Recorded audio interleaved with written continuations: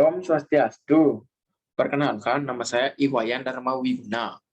Nomor NPM saya 202112121080. Saya dari kelas A2.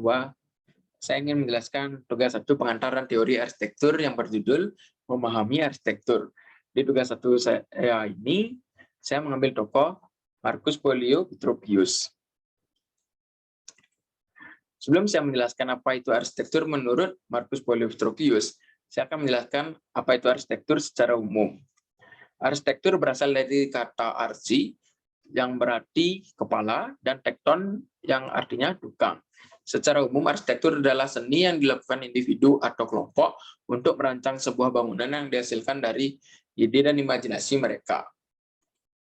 Dan saya akan menjelaskan apa itu arsitektur bagi Marcus Polio Vitruvius, bahwa arsitektur adalah sebuah kekuatan atau kekokohan atau firmitas, keindahan atau estetika atau venustas, dan kegunaan atau fungsi atau utilitas. Vitruvius terkenal untuk menyatakan dalam bukunya De Architectura bahwa struktur harus menunjukkan 3 kualitas, yaitu firmitas, utilitas, dan venustas, yang artinya harus solid, berguna, dan indah.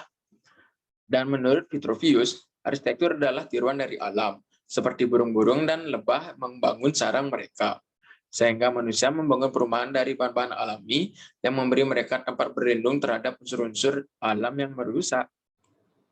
Dan saya akan menjelaskan apa gunanya arsitektur.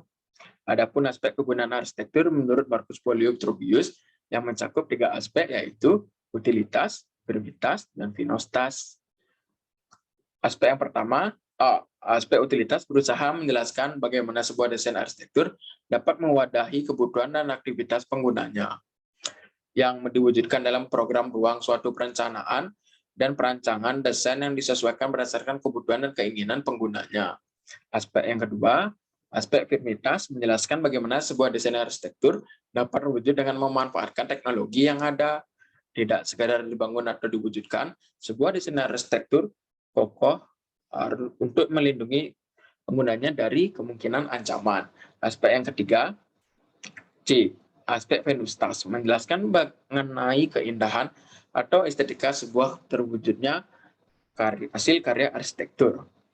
Tidak sekedar dapat digunakan, hasil arsitektur juga harus mampu mewujudkan visual yang baik dengan merespon dari lingkungannya.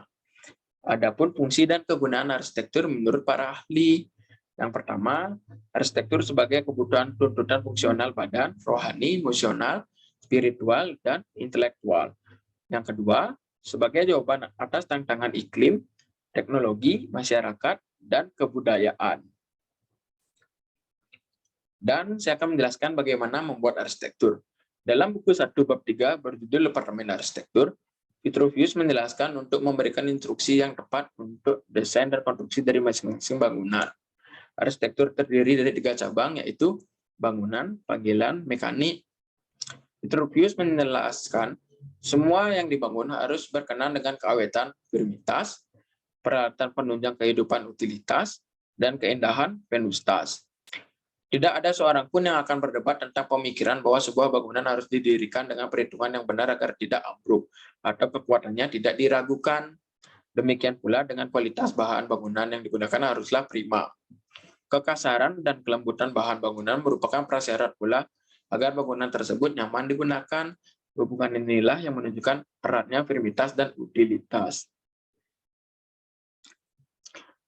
Dan adapun sorotan tajam tentang teori Vitruvius oleh para arsitektur generasi akhir tampaknya lebih tertuju pada pembantu arsitektur yang tertuai menjadi 3 komponen pokok yang dalam pengertiannya sering disebut sebagai firmitas, utilitas, dan venustas. Apa yang dikenal sebagai trilogi Vitruvius ada dalam The 10 Books on Architecture, buku 1, chapter 3.2.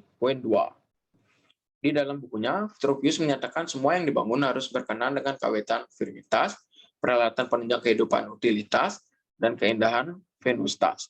Keawetan akan terjamin jika fondasi ditopang tanah keras dan material dipilih dengan bebas dan bijaksana.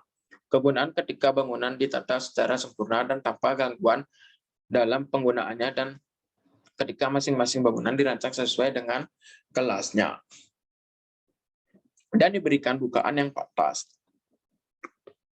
keindahan. Ketika menghasilkan karya yang menyenangkan, cita rasa yang indah ketika bagian-bagiannya proporsional menunjukkan prinsip-prinsip simetri.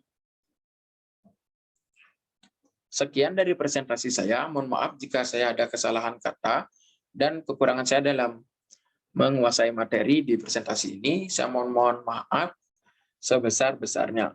Sekian, saya tutup presentasi ini dengan mengucapkan Paramo Santi. Om Santi, Santi, Santi, Om.